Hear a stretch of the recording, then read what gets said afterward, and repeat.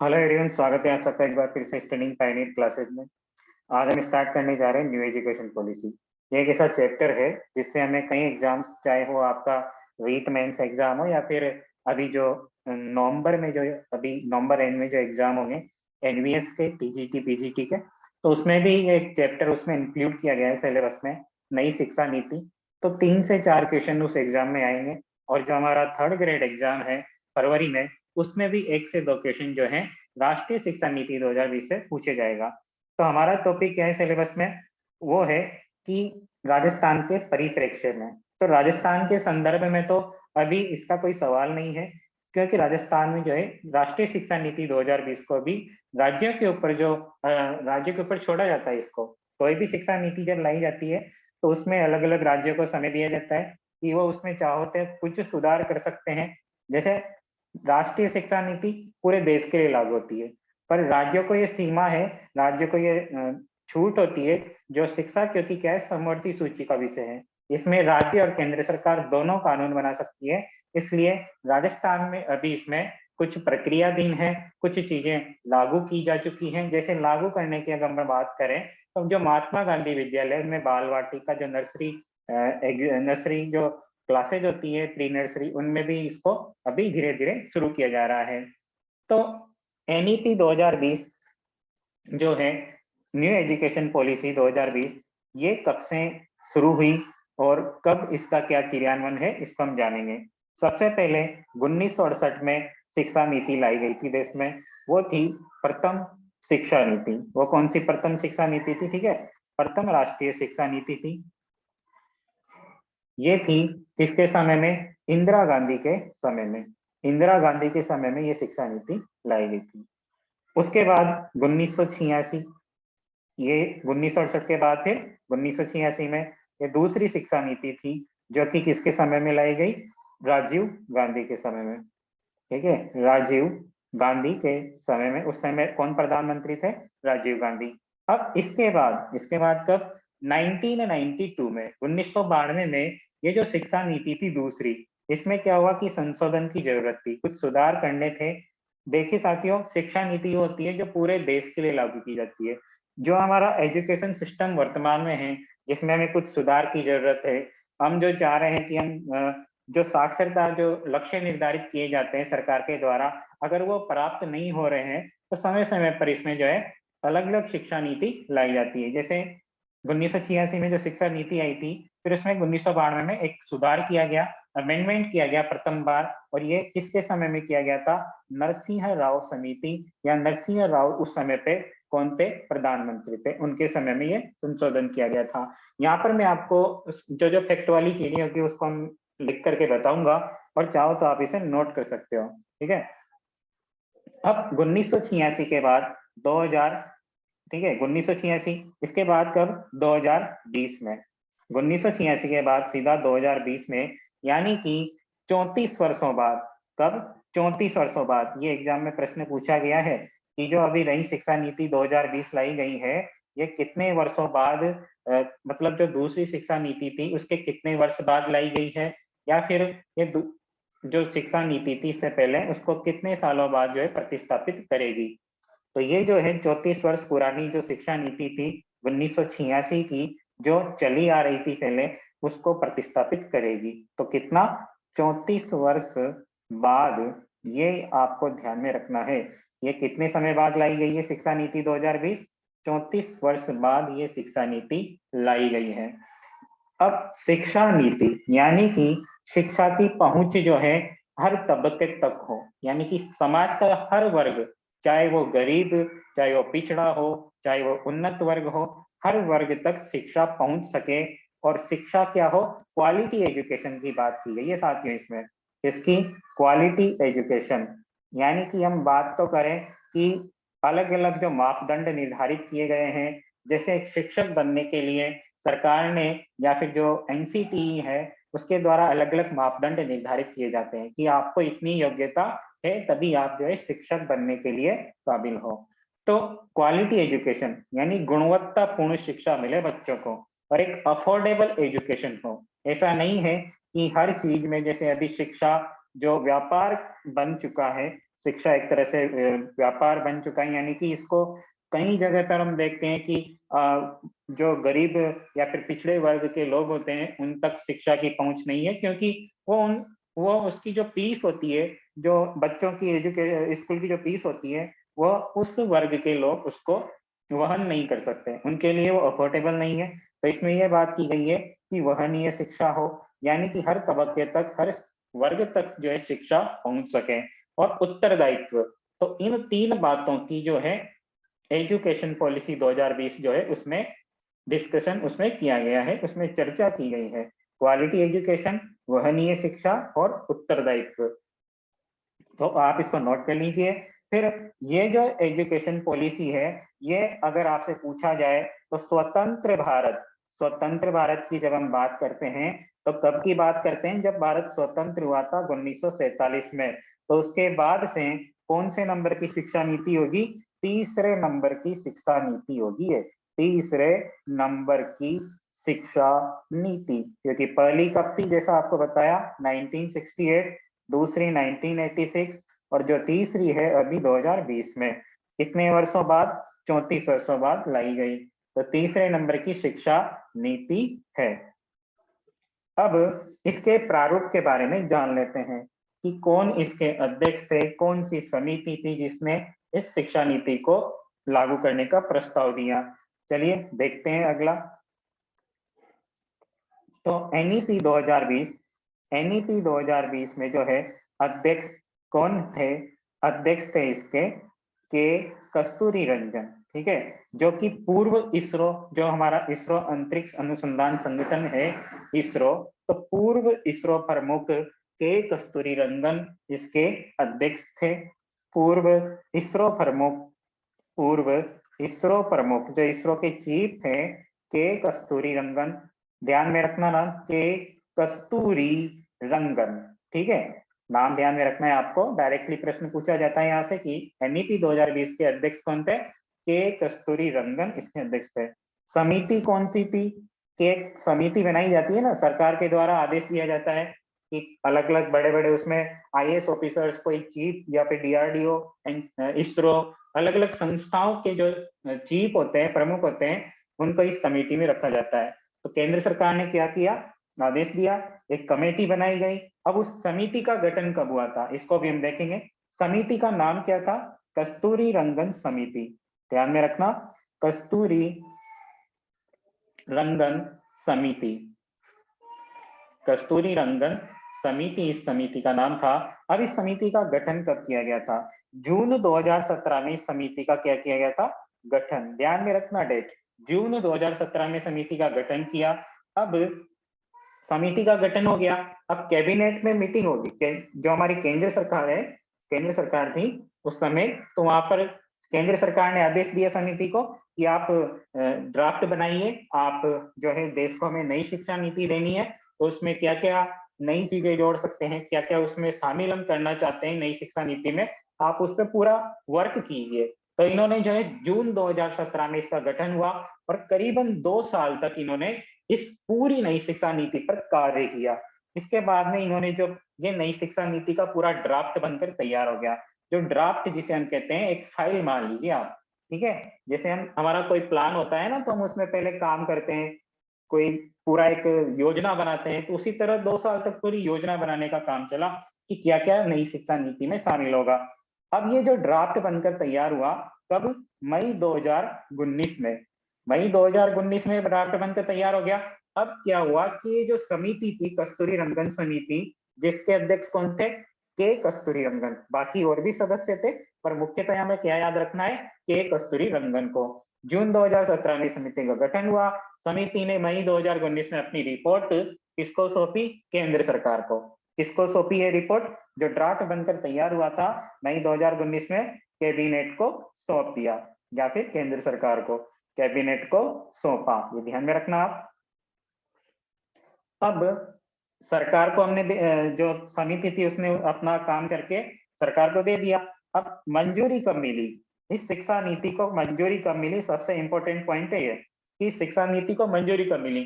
समिति ने अपना काम करके जून मई 2019 में कैबिनेट को दे दी, अब कैबिनेट की साल भर तक मीटिंग्स चलेगी, अलग अलग पार्टी से राय ली जाएगी, सरकार के जो अलग अलग शिक्षा मंत्री जो होंगे इसमें बैठक लेंगे।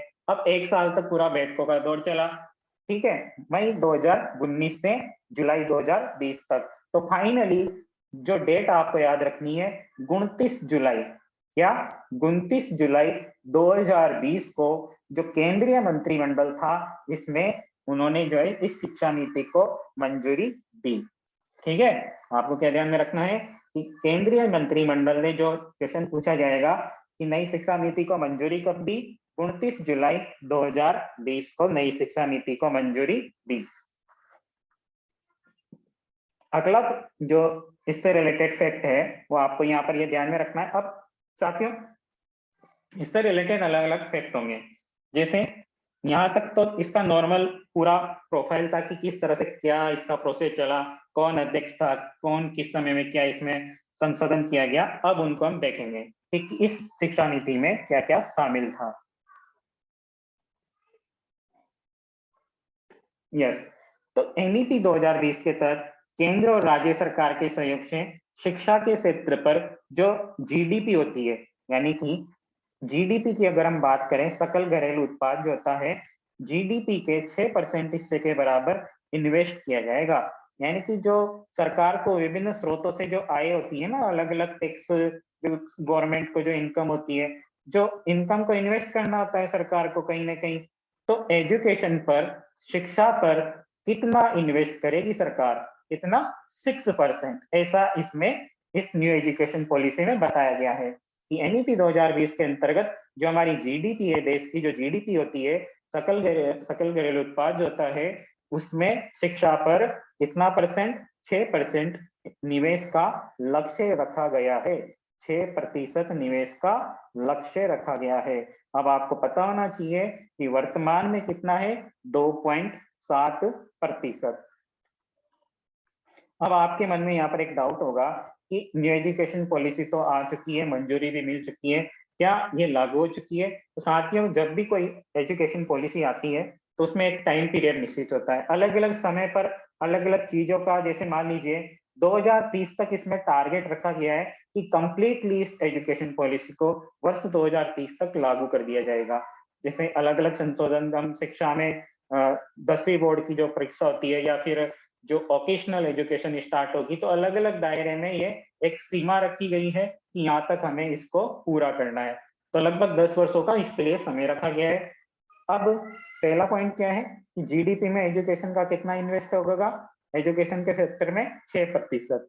इसके बाद जो एमएचआरडी मिनिस्ट्री है, ठीक है, एमएचआरडी मिनिस्ट्री जिसका नाम था मानव संसाधन विकास मंत्रालय, एमएचआरडी का नाम चेंज करके अब क्या रखा गया है, शिक्षा मंत्रालय। और ये शिक्षा मंत्रालय नाम इसका चेंज कर दिया गया है, ये आपको ध्यान में रखना है। तो वर्तमान में एमएचआरडी नो करके अब क्या है, शिक्षा मंत्रालय नाम से इसको जाना जाता है। तो ये आपको ध्यान में रखना होगा कि एमएचआरडी का नाम परिवर्तित करके क्या रखा जाएगा, केवल शिक्षा मंत्रालय। जहां एमएचआरडी क्या है, मानव संसाधन विकास मंत्रालय, मिनिस्ट्री ऑफ ह्यूमन, मिनिस्ट्री, इसका इंग्लिश में फुल फॉर्म है ministry of human, ministry of human resource and development. Okay, and development. तो ठीक है, 2 पॉइंट आपके क्लियर हो चुके हैं। इसके बाद एनईपी 2020 में टेक्नोलॉजी पर ज्यादा जोर दिया गया है। एनईपी 2020 में टेक्नोलॉजी यानी तकनीक पर ज्यादा जोर दिया गया है, ताकि जो क्या होता है ना, कई जगह भाषाई जो लैंग्वेज बैरियर आ जाता है, भाषा का बाध्यता आ जाती है, अलग अलग क्षेत्रों में अलग अलग भाषाएं हैं, और तकनीकी शिक्षा, इसमें किस किस चीजों पर बल दिया गया है। तो एनईपी 2020 में तकनीकी शिक्षा यानी पूरी जो एजुकेशन होगी वो डिजिटली होगी लगभग, और टेक्नोलॉजी पर आधारित होगी। तो तकनीकी शिक्षा, ये आपको ध्यान में रखना है। भाषाई बाध्यताओं को दूर करने, जो भाषा की बाध्यता आती है ना अलग अलग क्षेत्रों में, जब अलग अलग जैसे मान लीजिए कोई अगर अपने जो गांव में रहता है, फिर वो कहीं चल जाए राज्य को, दूसरे राज्य में जाकर के पढ़ाई करे, तो वहां पर पूरे लैंग्वेज, लोकल लैंग्वेज का प्रभाव होता है। तो भाषाई बाध्यता, इसको समाप्त करने का भी इसमें ध्यान रखा गया है। भाषाई बाध्यता जो दिव्यांग छात्र होते हैं उनके लिए शिक्षा को सुगम बनाने के लिए टेक्नोलॉजी के प्रयोग पर बल दिया गया है। तो यहाँ पर आपको सिर्फ दो बातें ध्यान में रखनी है कि तकनीकी शिक्षा और भाषाई बाध्यता को दूर करने पर बल दिया गया है। ठीक है, दूर करने पर बल दिया गया है, यानी इन दोनों चीजों पर जो है इस एजुकेशन पॉलिसी में ध्यान रखा गया है। इसके अलावा जो छात्रों में रचनात्मक सोच, तार्किक निर्णय, इनोवेशन की भावना इत्यादि को प्रोत्साहित करने पर भी बल दिया गया है। तो ये इसमें 3 मुख्य बिंदु हैं, ये आपको ध्यान में रखने होंगे। अब अगला पॉइंट है कि वर्तमान में तो क्या है, जो एजुकेशन सिस्टम है हमारा, शैक्षिक मॉडल क्या है, 10+2। आप इसको समझ रहे होंगे, 10 का मतलब है पहली 10 क्लास है, 1 से लेकर के जो हम क्लास 10 तक पढ़ते हैं ना, पहली 10 क्लास, ठीक है। उसके बाद हम +2 का मतलब 11-12 होता है, ठीक है, 11वीं और 12वीं। तो अब तक तो यही सिनेरियो चलता रहा है, ठीक है, अभी तक तो यही सिनेरियो चल रहा है कि 10वीं के बाद +2 यानी 12वीं। बट इसको रिप्लेस करके न्यू एजुकेशन पॉलिसी में एनईपी 2020 में जो है एक नया शैक्षिक मॉडल लाया गया है। वो क्या होगा, वो आप देखिए यहाँ पर, न्यू एजुकेशन पॉलिसी में जो नया मॉडल लाया गया है वो क्या होगा, 5+3+3+4। तो आपको ये एक एक टर्म यहाँ पर मैं आपको समझाऊंगा किस तरह से ये वर्क करेगा यहाँ पर, यानी कि 5 का मतलब क्या है, 3 का मतलब क्या है, फिर 3 फिर 4 का मतलब क्या है, तो ये आपको ध्यान में रखना होगा। तो पहले तो क्या होता था, 10+2 मॉडल था, इसके स्थान पर अब कौन सा मॉडल आ चुका है, 5+3+3+4। चलिए देखते हैं इसे एक एक करके कि इसमें क्या क्या चर्चा की गई है। तो जो स्कूली शिक्षा होगी, सबसे पहले जो इसका जो स्कूली शिक्षा की बात की गई है कि स्कूली शिक्षा में जो है 5+3+3+4 का मॉडल होगा, शैक्षिक मॉडल। तो पहले क्या होता था, जैसा कि मैंने आपको बताया 10+2 मॉडल चलता है, और ये कब से कब तक उम्र के बच्चों के लिए था, 6 से 18 वर्ष तक के उम्र के बच्चों के लिए, यानी कि 6 साल में बच्चे को क्लास स्कूल में एडमिशन मिल जाता था 6 साल का होने पे, और 18 साल तक उसे अपनी जो है 12वीं क्लास तक उसमें वो कंप्लीट कर लेता था। बट अब इसको चेंज कर दिया है। तो आपको ये ध्यान में रखना है, 10+2 को पहले मैं आपको डिस्क्राइब कर देता हूँ। 10+2 इसमें जो है एज ग्रुप, ठीक है, एज ग्रुप में अगर बताऊं आपको तो यहाँ पर पहले 6 से 16 वर्ष तक का बच्चा जो होगा या जो स्टूडेंट होगा वो किसके लिए था, 1 से 10वीं क्लास तक, ये तो आपका क्या होगा 10। फिर +2 में क्या था, एज ग्रुप कौन सा होगा इसमें, एज ग्रुप जो किस उम्र के बच्चे होंगे, 16 से 18 वर्ष तक के, ठीक है। तो 2 वर्ष ये और 10 साल ये, यहाँ पर कौन कौन, क्लास 11th और 12th के। बट जो न्यू फॉर्मेट है एनईपी 2020 में वो क्या है, 5+3+3+4, ये नया फॉर्मेट लाया गया। और ये कौन से एज ग्रुप के लिए होगा, टोटल एज ग्रुप आपका को ध्यान में रखना होगा, वो होगा 3 से 18 तक, ठीक है। अब क्या होगा, तीसरे साल में ही बच्चे को जो है शिक्षा के क्षेत्र में, मतलब एजुकेशन में इन्वॉल्व कर दिया जाएगा या फिर स्कूल में एडमिशन मिल जाएगा। अब वो कैसे होगा, क्या होगा, उसको हम आगे जानेंगे, ठीक है। तो 5+3+3+4, तो टोटल कितने साल होंगे, वो 15 साल। इसे आप जब टोटल करोगे ना तो वो भी कितना होगा आपका 15। जबकि 10+2 में क्या था, 6 साल में बच्चे को एडमिशन मिलता था और 18 साल तक वो अपनी 12वीं पूरी कर लेता था। अब बच्चा जो है तीसरे साल में ही एडमिशन लेगा और 18 साल तक अपनी 12वीं को पूरी करेगा। तो क्या चेंज किया गया है यहाँ पे इन दोनों में, उसको आप देखेंगे। अब जो 5+3, यह आपको रटना ही होगा, 5+3+3+4, इसमें जो 5 है इसका मतलब क्या है, इसको हम देखते हैं कि 5 है, इसका मतलब यहाँ पर इस शिक्षा नीति में क्या है। देखिए साथियों, फाउंडेशनल स्टेज की मैं बात करता हूँ। यहाँ पे जो फाउंडेशन होता है ना, पहले नींव तैयार की जाती है बच्चे की, इसको डायरेक्टली आप क्लास 1 में नहीं डाल सकते। पहले तो क्या होता था कि डायरेक्ट क्लास 1 में आ जाता है बच्चा, ठीक है। अब क्या होता है, फाउंडेशनल स्टेज है ये इसकी, फाउंडेशनल स्टेज, ठीक है। तो फाउंडेशनल स्टेज में क्या होता है कि 5 को हम क्या करेंगे, यहाँ पे 2 भागों में डिवाइड कर देंगे। कौन कौन से, 5 को भी यहाँ पर 3+2, ठीक है, ऐसे ध्यान में रखना। अब जब 3+2 होगा, जो पहले 5 साल होंगे उसमें से पहले 3 साल अलग अलग 2 साल, जो पहले 3 साल होंगे, यानी कि 3 से 6 साल तक बच्चा कहाँ पर रहेगा, आंगनबाड़ी में पढ़ाई करेगा। आंगनवाड़ी या फिर जो अभी नई जो स्कीम लाई गई है सरकार के द्वारा, राजस्थान में भी नंद घर विकसित किए जा रहे हैं, जो कि बेसिकली आंगनवाड़ी है। वेदांता समूह के द्वारा ये आंगनवाड़ी संचालित किए जा रहे हैं। तो क्या है ये, 3 से 6 साल तक का बच्चा कहाँ पर जन्म के पर जो 3 साल होंगे, 3 से 6 साल तक के, वो तो आंगनबाड़ी में पढ़ाई करेगा, यानी उसका फाउंडेशन तैयार किया जाएगा। फिर जो अगले 2 वर्ष होंगे, साथियों 5 में क्या है, 3+2 5 होता है आपका, तो 5 का यहाँ पर विस्तृत पूर्वक हम व्याख्या कर रहे हैं। फिर अगले जो 2 साल होंगे, यानी कि 6 से 8 तक, 6 से जब वो 6 साल का हो जाएगा और 8 साल तक, तब वो नर्सरी या फिर प्री प्राइमरी हम बोल सकते हैं, या फिर क्लास 1 2 भी आप यहाँ पर इसको नाम दे सकते हो, क्लास 1 और 2। तो कब, अभी भी वो क्लास 1 में प्रवेश कब ले रहा है, जब 6 साल का होगा, पर उससे पहले उसका फाउंडेशन कहाँ पर तैयार किया जा रहा है, आंगनवाड़ी और नंदघर के माध्यम से। ठीक है, ये तो होगा फाउंडेशनल स्टेज। इसके बाद दूसरा है प्रारंभिक शिक्षा। प्रारंभिक शिक्षा जिसे हम प्रीपरेटरी, इंग्लिश में प्रीपरेटरी, प्रीपरेटरी लेवल भी बोल सकते हैं। ठीक है, तो इसमें आपने पहले 5 को देख लिया यहाँ पे, अब अगला 3 क्या है, 3 को भी देख लेते हैं कि जो एज ग्रुप, किस एज ग्रुप के बच्चे होंगे इसमें।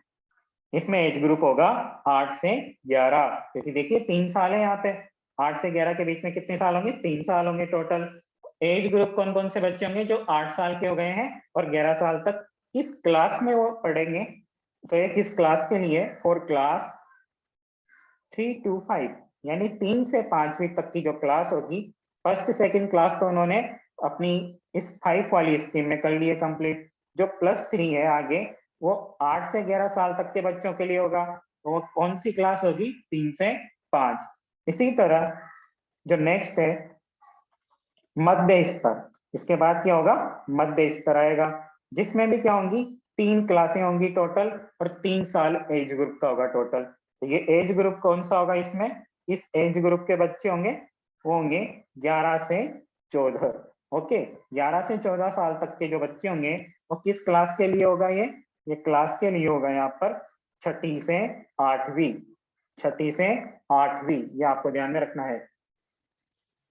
एक एक चीज यहाँ पर डिटेल से आपको बताई जा रही है, अब आप इसके स्क्रीनशॉट ले सकते हो। इसके बाद लास्ट में जो बचा है, हमने देख लिया यहाँ पर 5+3+3 को, अब है 4। ओके, अब आपको क्या करना है, 4 का मतलब यहाँ पर क्या होगा उसको हम समझते हैं। 4 का मतलब है कि जो इसमें कौन कौन सी जो मतलब ये होगा आपका सेकेंडरी लेवल, इससे पहले क्या था, मध्य स्तर यानी कि मिडिल लेवल, और ये होगा सेकेंडरी लेवल। ओके, अब ये कौन सी क्लास के लिए होगा और कौन कौन सी इसमें एज ग्रुप के बच्चे होंगे, तो पहले हमने देखा था 11 से 14 तक के थे, अब इसमें एज ग्रुप होगा 4 साल तक का, क्योंकि 5+3+3+4 है ना, तो जो लास्ट का 4 है उसका मतलब क्या है, वो होगा आपका 14 साल से लेकर के 18 साल तक का बच्चा। वो कौन सी क्लास में, इसके लिए कौन सी क्लास निर्धारित की गई है कि वो कब एडमिशन लेगा, वो होगी आपकी क्लास 9वीं से लेकर 12वीं तक। तो देखिए 4 साल यहाँ पर हो गए, 4 साल की हम बात कर रहे हैं 14 से 18 तक का। तो ये इसका पूरा बेसिक था न्यू एजुकेशन पॉलिसी के बारे में, जिसमें हमने इसकी कब से इसको इम्प्लीमेंट किया गया, कब कब इसमें सुधार किए जाएंगे, कौन कौन से इसमें बेसिक सुधार हुए, वो हमने देखा। तो 5+3+3+4 का मॉडल आपको यहाँ पर समझ में आ गया होगा, जहाँ पर पहले 5 का मतलब है 3+2, यानी कि जन्म के जो पहले 3 साल तक का बच्चा कहाँ होगा, आंगनबाड़ी में पढ़ेगा, फिर बाद में 2 जो अगले साल होंगे उसमें क्लास 1 2 में, फिर अगले 3 साल यानी कि जब बच्चा 6 साल का हो जाएगा, जब सॉरी जब बच्चा यहाँ पर 6 साल का हो जाता है तो क्लास 1 में एडमिशन लेता है 6 से 8 तक, फिर 8 से जो है 8 से 11 तक बच्चा कौन सी क्लास में रहता है, बच्चा जो यहाँ पर है 3 4 5 में एडमिशन लेगा, तो ये +3 वाला मॉडल था। फिर अगले 3 वाले मॉडल में बच्चा अगले जो 3 वाला मॉडल था उसमें अलग क्लास में, और अगला जो 4 वाला मॉडल था वो सेकेंडरी लेवल था यहाँ पे, और एज ग्रुप था 14 से 18।